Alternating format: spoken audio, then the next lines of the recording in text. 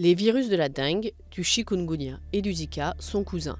Ils sont véhiculés par les mêmes moustiques Aedes, Aedes aegypti et le moustique tigre, Aedes albopictus. Aedes aegypti est présent principalement en région tropicale, alors qu'Aedes albopictus est implanté en zone tropicale et tempérée, envahissant de plus en plus les Amériques et l'Europe. Les trois maladies peuvent présenter des symptômes très proches, fièvre, maux de tête, courbatures, comme dans un état grippal. Le chikungunya déclenche plutôt de fortes douleurs articulaires souvent invalidantes, mais qui disparaissent généralement au bout de quelques jours ou semaines. Moins répandu et jusqu'ici moins étudié, le Zika passe souvent inaperçu. Quand il se manifeste, il donne aussi souvent lieu à des éruptions cutanées ou des conjonctivites.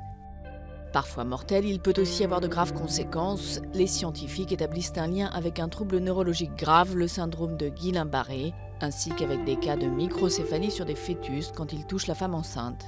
Selon l'OMS, la moitié de la population mondiale est exposée à la dengue.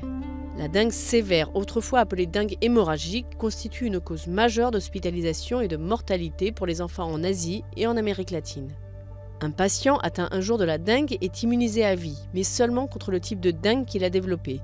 La meilleure protection reste donc d'éviter les piqûres de moustiques qui véhiculent le virus. Tout comme pour se prémunir du chikungunya et du Zika.